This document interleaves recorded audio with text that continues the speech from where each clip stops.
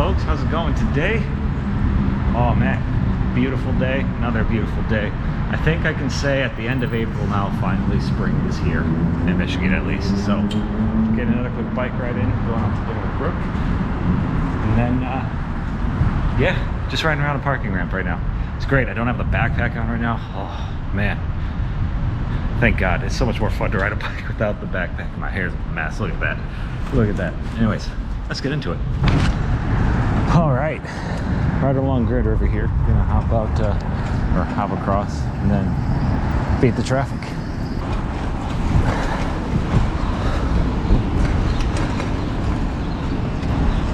All right, folks, I don't know what your thoughts are on that debacle right there. I feel like if you're riding your bike, particularly in an area that you can't see, maybe, just maybe, check where you're going instead of just like riding the fuck out into traffic. I don't know, just a thought. I mean, I'm not saying like you gotta make a full stop, but you know, like, check. That'd be smart. Man, even the trees are blooming. The funny thing is, I don't even have a whole lot to say right now. I really don't. I'm just thoroughly enjoying the weather. I'll try to take a slightly different route because I don't want you to have to see the same exact route as the last video. I know I ended up in a goofy spot, but last Thursday, as you'll remember, I had a oh, thank you.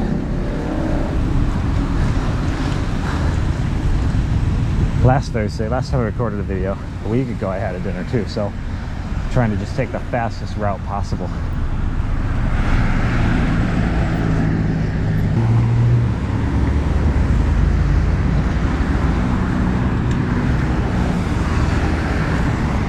I was wondering if she was ever gonna go. I was wondering, she was trying to be nice. Go to the bike lane. Man, right here, because that bike lane doesn't start for a little bit right there either. For me, when I come through here, no way. I just go on that sidewalk until you get to roughly that Reno's area where it does officially start. Thank you. Then I will hop onto the bike lane. So I was wondering why she was waiting. I almost told her too, like the crosswalk sign doesn't change unless if you hit that button already. You know, but I didn't want to sound like I was being a dick. I was actually just trying to help. Like, be like, it's not going to change. Just go ahead and go. All right, so how about this, guys? Let's talk about this for the next, like, 10 minutes here. 5 minutes probably, but it's all edited down. There's a book called The 48 Laws of Power. I think it is a very no pun intended, powerful book. Written by Robert Greene, I think in like 2000, maybe 2003. Very, very interesting, influential, important book, I would say, in my life. The book is severely maligned, intentionally and unintentionally in a lot of ways, I think, with people saying, oh, it's an evil book. Oh, don't be like that. Oh my God. Like, this guy's just all pure Machiavellian, evil man, fuck him kind of thing. But if you ever listen to Robert Greene speak, it's very clear that he is not an evil person, not, I guess, all the things that he would be accused of being through that book.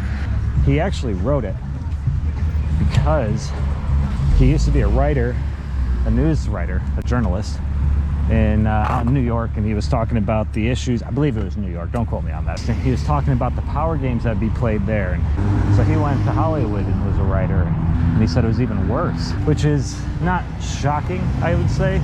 So he was just talking about how he was really struggling with that, so he was reading business books on, you know, how to manage it, how to handle it, and he said that he hated all the business books because while there were some good lessons in there, they were all very Pollyanna. What I mean by Pollyanna is everything's positive, seeing the bright side, and they all, in order to work, they relied on everybody to be good and everyone to be positive. And he was like, that was not my experience at all. You know, it's so out of anger, of how people were being treated and how he was being treated in the games he would see being played, he decided he was going to write the 48 Laws of Power. And he tells people, like, I don't necessarily advocate that you use those laws yourself. He said it's really kind of a survival guide to see what other people are doing and understand how to navigate that, but also to be aware of your own actions and how you may be perpetrating some of those laws yourself. The reason I bring it up is because about 2 weeks ago now, I brought it up with a couple of friends. I was at a meeting. I mentioned this book because they were complaining about some issues that they were experiencing with difficult people and manipulative people. And I said, you know, there's actually this book called The 48 Laws of Power. I don't know if you've ever heard of it. You know, I just gave them that spiel. Anyways, I recommend that you read that because it's really helped me understand some of these games. And I know some people might say, well, I don't like playing those games. I don't want to do it. I understand. And I would say, unfortunately, I do think it's just part of life that there are manipulative people and people who are vying for more power than maybe what is necessary or what they deserve, or trying to obtain it by reprehensible means. And I would say if you don't like playing the game, but you also feel like you are being taken advantage of, reading that book is even more important, because then you can see what other people are doing and trying to figure out, okay, how do I don't want to play the game, but how do I navigate out of this situation so I don't have to play this game, I don't get caught up in it, because then you can avoid playing it if you understand it. At least that's what I would recommend, or I would argue. Maybe I'm wrong. And it's funny because then within a week, one of them sent me a picture of the book. They were reading it and they're like, hey, thanks for the recommendation, I really appreciate it. Another one I ran into, the other person I actually ran into, and they were like, hey, thanks for the recommendation of that book. I bought it. It's very deep, very insightful. I see what you meant, you know. That's funny. But then, like, their significant others were hearing about it and talking about it. Then Brooke was hearing about it and talking about it.